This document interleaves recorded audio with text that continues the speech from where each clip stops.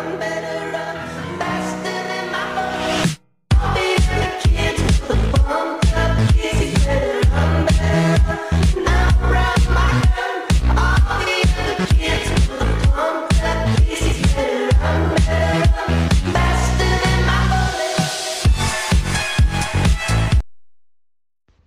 A ansiedade está presente no comportamento humano desde os tempos mais primitivos e parte de sua natureza ter sentidos de ameaça, perigo, enfim, do que ainda não é conhecido.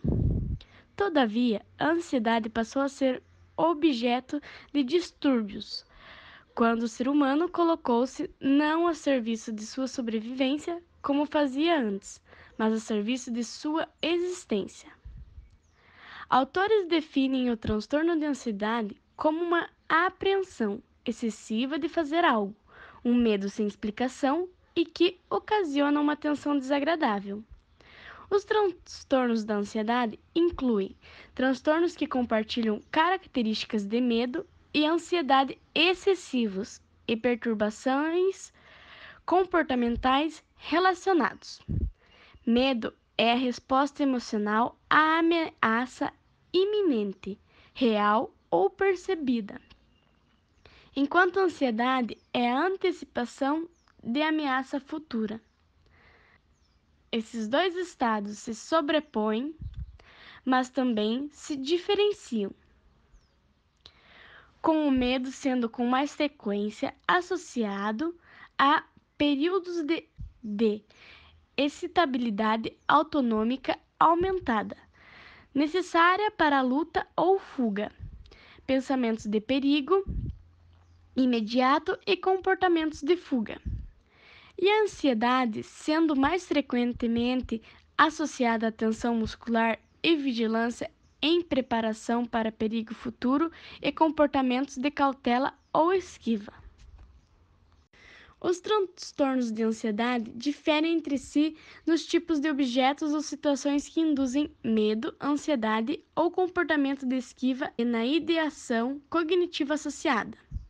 Os transtornos de ansiedade se diferenciam do medo ou da ansiedade adaptativos por serem excessivos ou persistentes além de períodos apropriados ao nível de desenvolvimento. Eles diferem do medo ou da ansiedade provisórios, com frequência induzidos por estresse, por serem persistentes. Embora o critério para a duração seja tido como uma guia geral, com a possibilidade de algum grau de flexibilidade, sendo às vezes de duração mais curta em crianças. Muitos dos transtornos de ansiedade se desenvolvem na infância e tendem a persistir se não forem tratados. A maioria ocorre com mais frequência em indivíduos do sexo feminino do que no masculino. Cada transtorno de ansiedade é diagnosticado somente quando os sintomas não são consequência dos efeitos fisiológicos do uso de uma substância, medicamento ou de outra condição médica. As características principais do transtorno de ansiedade são ansiedade e preocupação persistente e excessiva acerca de vários domínios, incluindo desempenho no trabalho e escola, que o indivíduo encontra dificuldade em controlar. Além disso, são experimentados sintomas físicos, incluindo inquietação ou sensação de nervos à flor da pele, dificuldade de concentração ou ter brancos, irritabilidade, tensões muscular e perturbação do sono. Estudos vêm mostrando que a ansiedade com excesso pode influenciar negativamente a aprendizagem escolar. Crianças com transtorno de ansiedade podem apresentar dificuldades em várias áreas do estudo, prejudicando especialmente o processo de alfabetização e de numeralização. Essas crianças se esforçam, mas o medo excessivo acaba impedindo a aprendizagem. Tendem a realizar rituais como, por exemplo, a carteira que deve estar arrumada de determinada maneira, caderno no centro, estojo à esquerda e a garrafa de água à direita. Rituais de limpeza, como o pó da borracha ou os restos de lápis.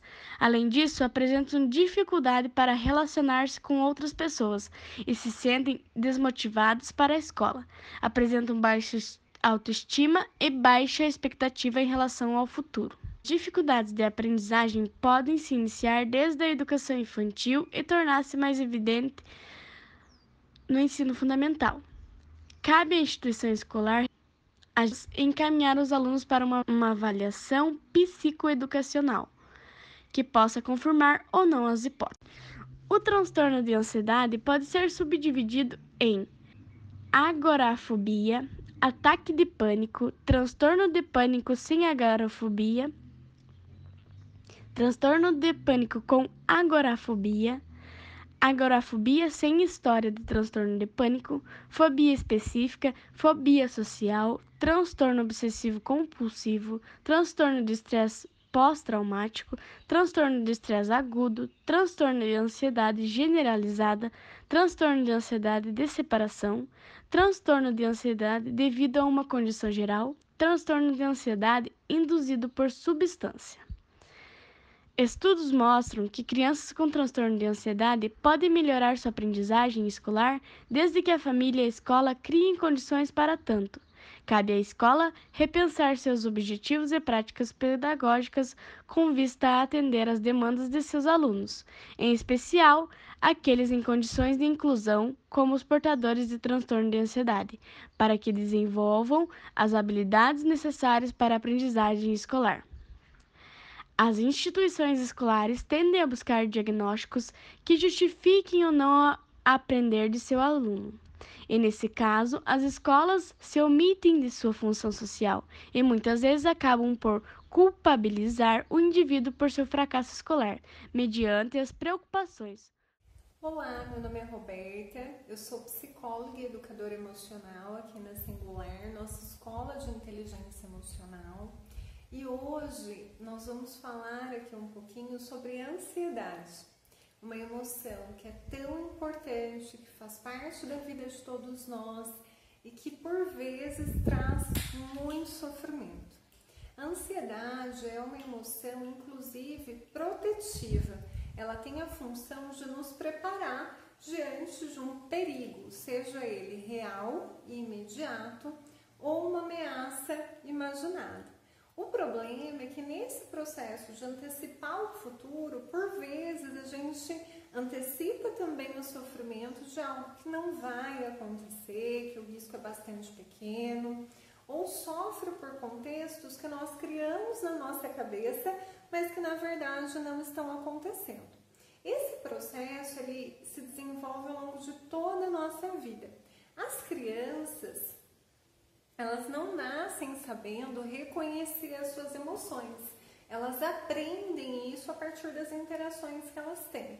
Então, quando criança, nem sempre o pequeno, a pequena é capaz de identificar o que está acontecendo nesse mundo de dentro, nessa casa de dentro. Nem sempre ele consegue reconhecer que é a ansiedade e entender por que ela está acontecendo.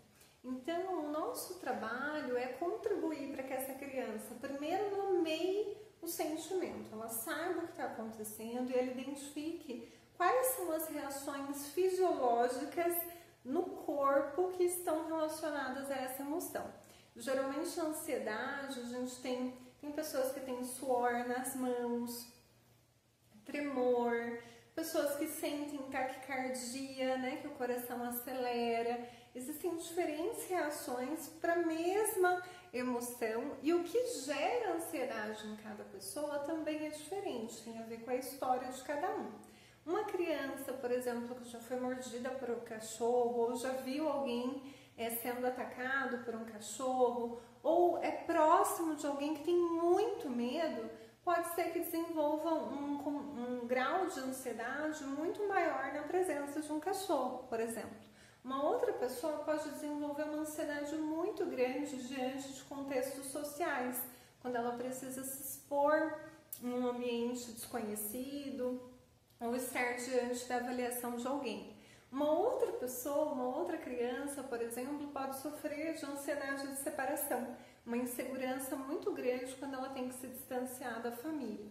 Então, todos esses exemplos mostram que cada pessoa vivencia a ansiedade de uma maneira e diante de um contexto específico. E o nosso trabalho inicial, como eu comentei, é que a gente identifique essa emoção, entenda o que está acontecendo e depois aprenda a lidar com ela. Na maioria das vezes, as emoções consideradas difíceis, medo, raiva, tristeza, vergonha, a gente tenta fugir delas, a gente tenta se afastar o máximo possível. Mas na verdade essa estratégia ela é pouco efetiva ou funciona apenas no curto prazo. O que a gente precisa entender é que as emoções elas fazem parte de quem nós somos e elas trazem uma mensagem dessa casa de dentro. Quando a gente fica ansioso, isso é uma pista de que tem algo naquele ambiente que o nosso corpo está entendendo como ameaçador. E a gente precisa identificar por que será que isso ocorre, se realmente é ameaçador, fazer uma pequena exposição àquele contexto para identificar se realmente o monstro é do tamanho que a gente está criando e a partir disso a gente vai conseguindo estabelecer outros sentimentos também. Por isso que aqui na Singular a gente trabalha muito com a metáfora dos monstrinhos. Vou até mostrar um aqui para vocês. As crianças constroem os monstros dos seus medos, monstro do medo, da ansiedade, da raiva, da tristeza, de todas as emoções. E ao longo do processo a gente vai trabalhando não para que elas deixem de ter um monstrinho, porque isso não está dentro do nosso controle. Quanto mais a gente tenta fugir da ansiedade, maior ela fica. O nosso trabalho é para que a gente faça as pazes com esse monstrinho. E para que a gente, ao longo do processo, entenda que ele pode ir diminuindo de tamanho. Então, quanto mais eu tento correr da ansiedade, quanto mais eu evito aquilo que eu tenho receio, maior o meu monstro fica.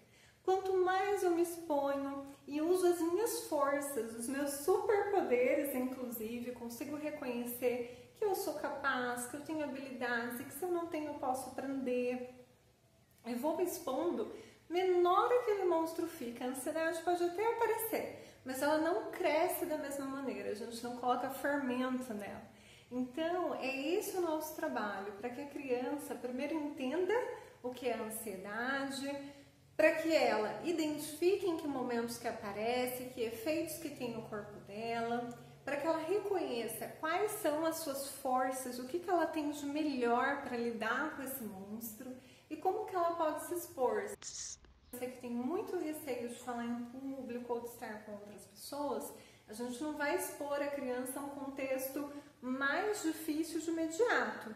Esse processo é gradativo, mas conforme ela vai percebendo que ela consegue, o corpo começa a entender que aquela ameaça que era gigantesca talvez não seja tão perigosa assim. Então é esse o processo, tanto com as crianças quanto com os adultos, na verdade. A grande facilidade é que as crianças têm muito mais flexibilidade para a mudança, porque esse repertório não está instalado há tanto tempo. Então a gente acaba tendo um ganho mais rápido. E também é muito importante a orientação da família, dos pais, dos professores, para que deem espaço para a criança sentir. Quando a gente desvalida aquela emoção, fala, por que você está ansioso? Não precisa ficar assim, que exagero. A gente faz com que esse monstro cresça ainda mais.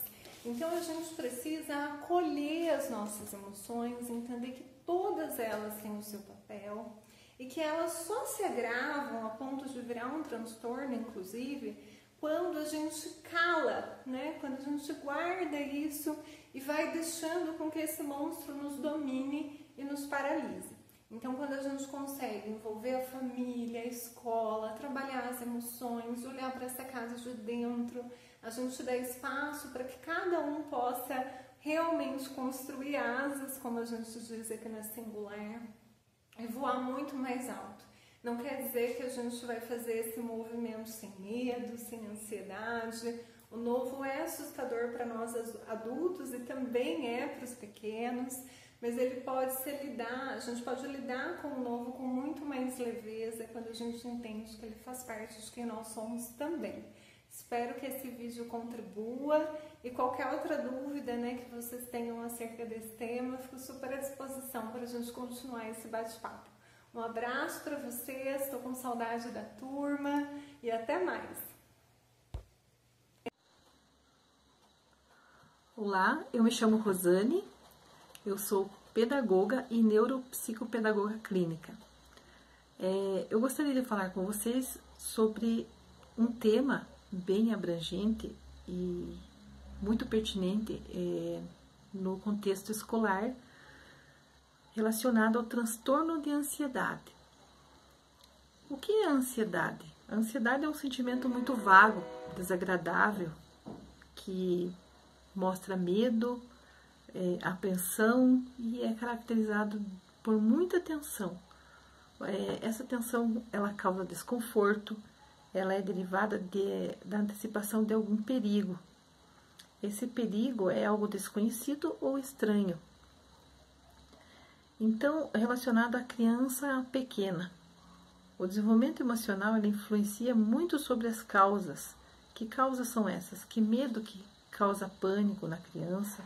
Que preocupações são essas? Elas podem ser normais ou patológicas. Como que elas interferem na qualidade de vida da criança?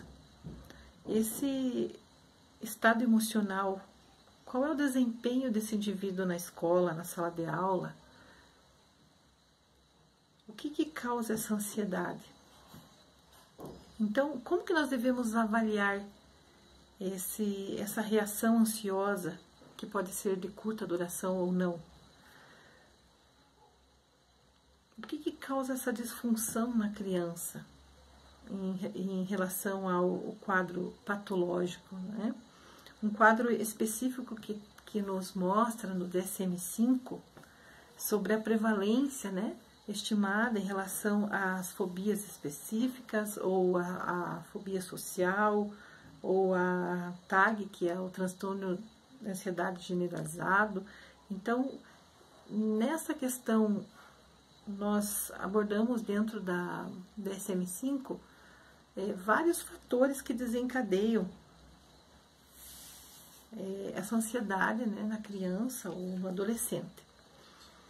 Então, eu fiz aqui uma breve pesquisa para passar para vocês sobre o que causa esse prejuízo na criança, o que esse transtorno de ansiedade que vem acompanhado da preocupação excessiva, por quê?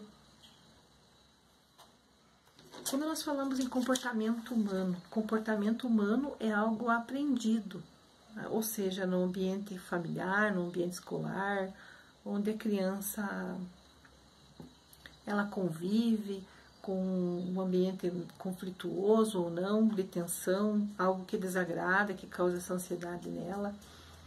O medo é a resposta emocional, é uma ameaça futura. O que causa essa fuga da criança em relação a isso, a esse medo, esse pânico que causa essa ansiedade?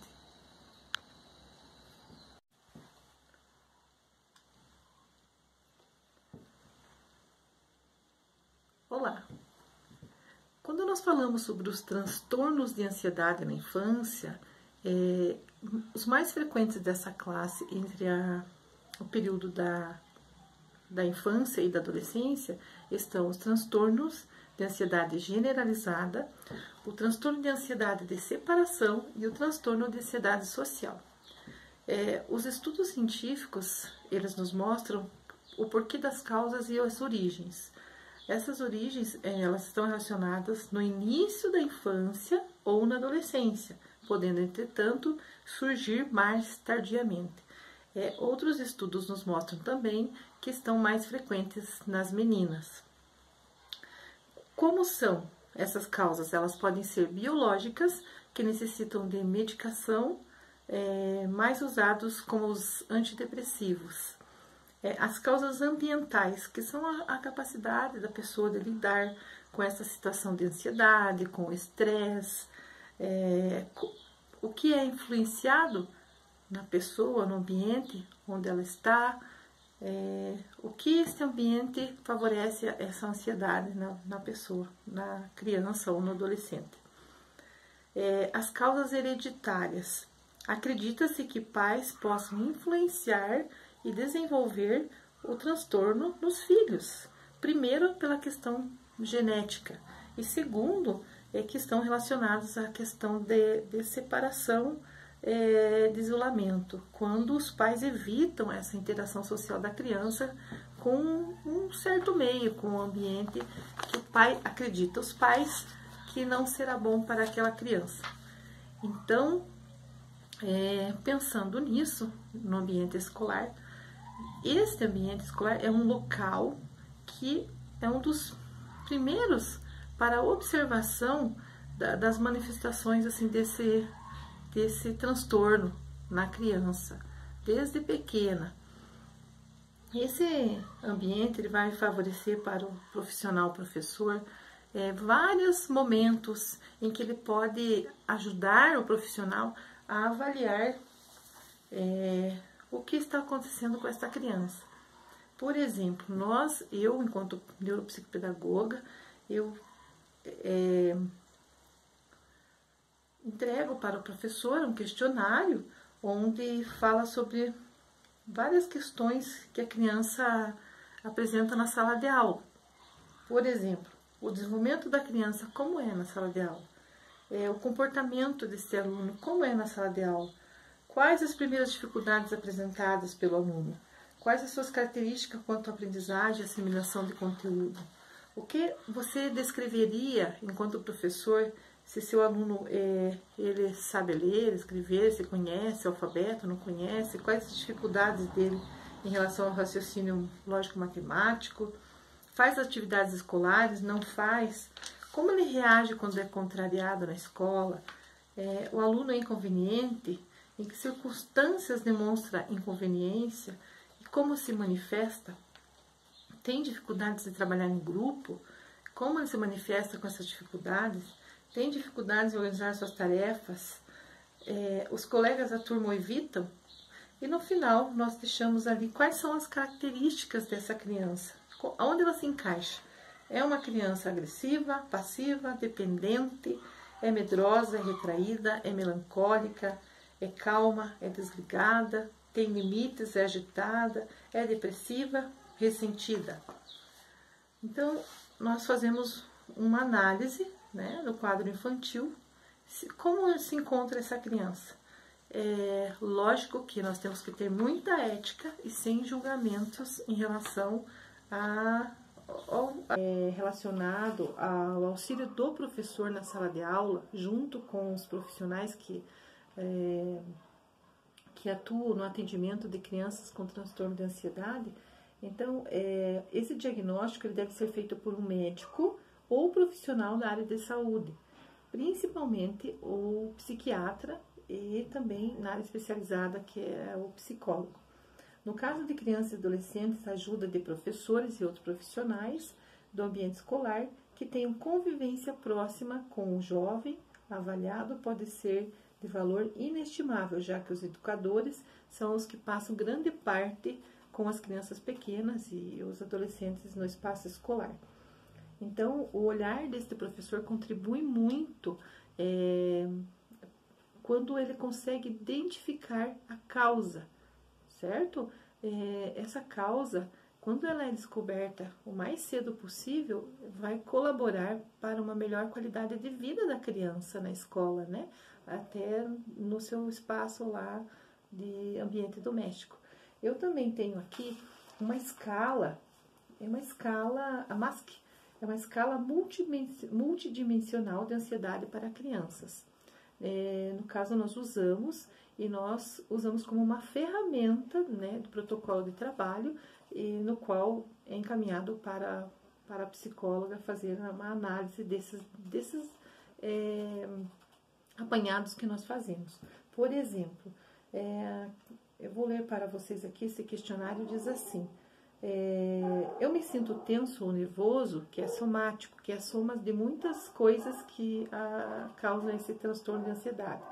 Aí tem uma pontuação de 0 a 3, o professor faz um xizinho, o psicopedagogo, o neuropsicopedagogo faz um xizinho naquele espaço. Eu costumo pedir permissão para fazer as coisas, comportamento evitativo. Eu me preocupo que as outras pessoas deem risada de mim, ansiedade social. Eu fico com medo quando os meus pais saem, ansiedade de separação. Sinto falta de ar, somático. Eu fico atento se há algum perigo, comportamento evitativo. A ideia de ficar longe de casa me assusta, ansiedade e separação. Eu fico tremendo ou inquieto, somático. Eu me esforço para obedecer meus pais e professores, comportamento evitativo. Eu tenho medo que os outros meninos ou meninas gozem de mim, ansiedade social. Então, são questões até o número 39. Essas questões elas podem colaborar no diagnóstico do transtorno da ansiedade, certo? Quando eu falei para vocês sobre pesquisa, nós não podemos falar no achismo, nós temos que sempre ter a teoria e a prática. Então, eu retirei essas informações para vocês deste livro. Caso vocês tenham interesse, o livro é Saúde Mental na Escola, o que os educadores devem saber. Os autores são Gustavo Stanislau e Rodrigo Fonseca Bressan. São organizadores desse livro muito bom, por sinal. Tem várias questões que falam sobre o transtorno de ansiedade que podem contribuir para o nosso arcabouço de conhecimento relacionado a este assunto. Eu gostaria também de passar para vocês alguns relatos de profissionais que, enquanto eu atuava como diretora, como coordenadora, eu fui observando no espaço escolar.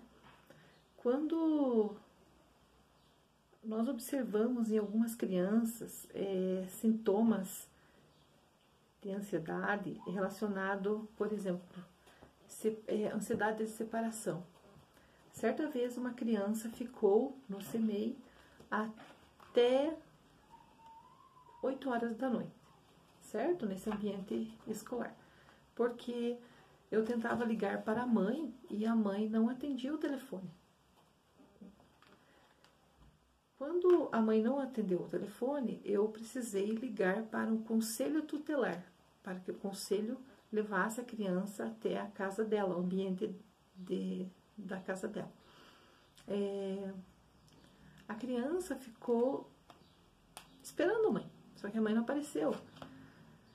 E no dia seguinte, quando eu conversei com a mãe me disse que não poderia atender o telefone naquele momento e que não podia buscar a criança também. E que achou que a vizinha ou alguém teria ido buscar a criança.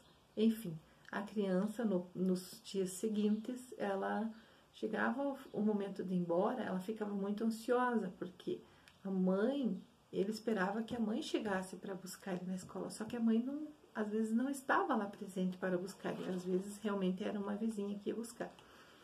Mas por uma questão muito particular, essa criança, ela se tornou cada vez mais ansiosa, porque por uma questão realmente muito particular, a mãe não se fazia presente no horário de buscar a criança, tinha questões que envolviam ao contexto familiar, onde a criança chorava muito, era agressiva, muito inquieta. Ela, ao mesmo tempo que ela queria receber o amor, o carinho, ela não sabia como repassar esse carinho dela também.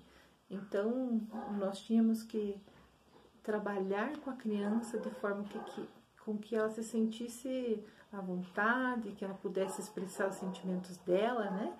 E algumas vezes nós chamamos a mãe para conversar, para orientar ela em relação a essa ansiedade que estava causando na criança, a ausência dela durante a saída das crianças na escola, que era muito importante que a mãe pudesse, em algum dia, fosse retirar a criança da escola, para que ele percebesse que a mãe iria deixá-lo, mas que a mãe iria também buscá-lo na escola. Outro fator também importante é quando nós falamos de ansiedade na questão biológica e hereditária, né?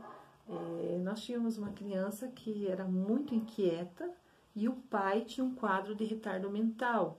Ela era cuidada pela avó e tinha muita dificuldade de sono, essa criança, de permanecer na sala de aula, dificuldade de relacionamento com os colegas.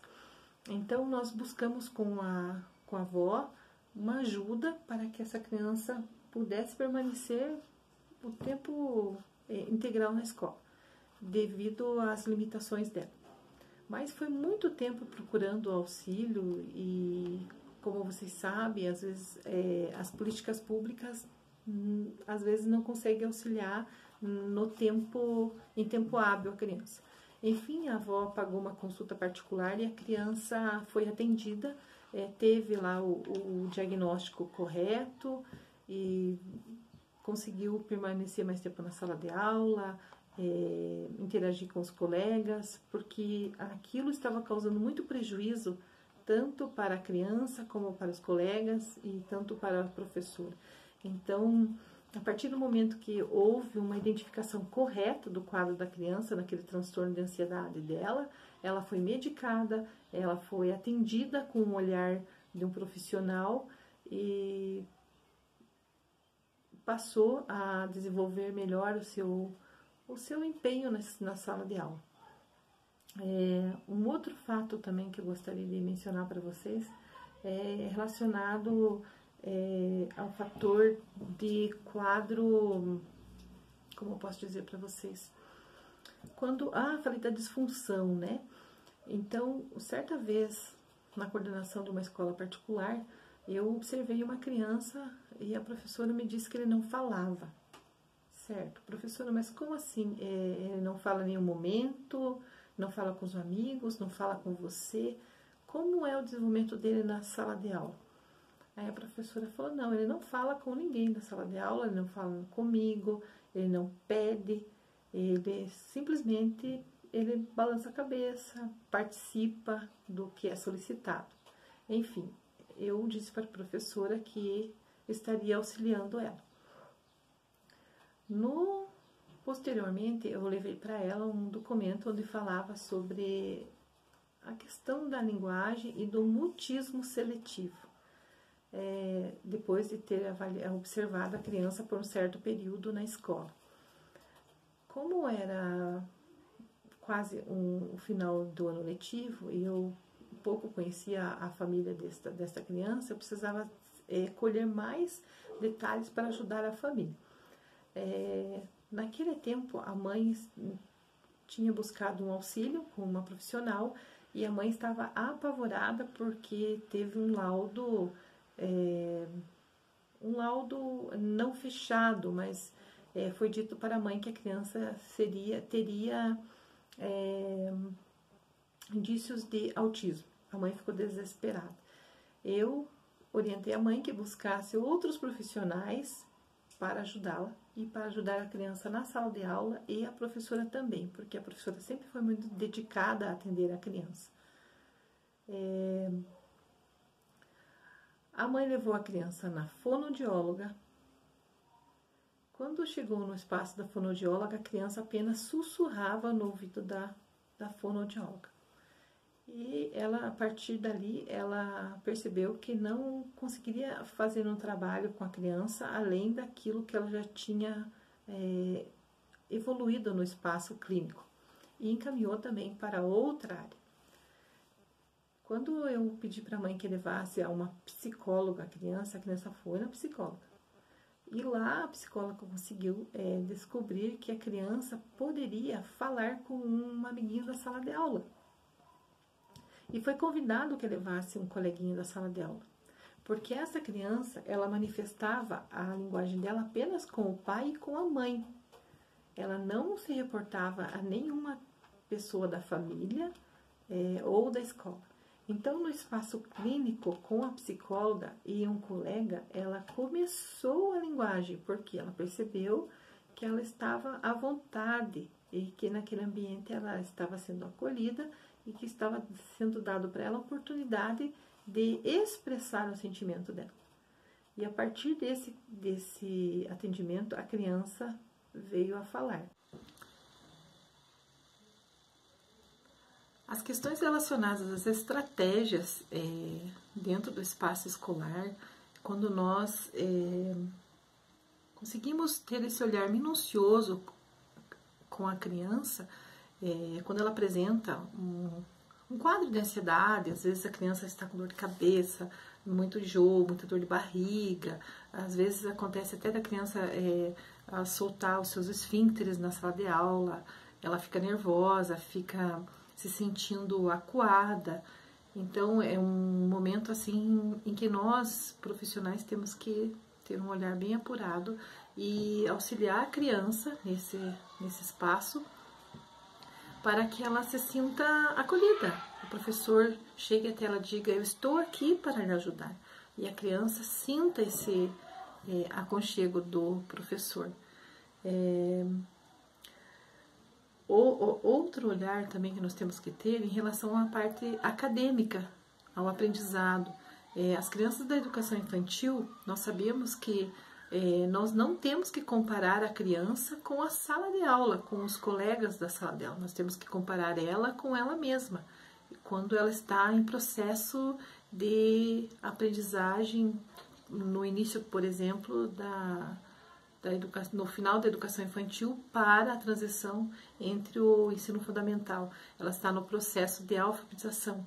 Muitas crianças ficam ansiosas porque elas percebem que alguns colegas estão com o aprendizado mais elaborado e ela não consegue avançar. Então, nós temos que auxiliar essa criança para que ela avance, mas dentro da potencialidade dela. Então, relacionado às questões da sala de aula, nas tarefas, nas provas que as crianças precisam elaborar, que nós tenhamos esse cuidado, essa sensibilidade profissional, muito zelo, muita ética, ao se reportar à criança, ao colega da sala de aula, até mesmo aos pais dessa criança, quando ela apresentar um quadro que seja relacionado ao transtorno de ansiedade.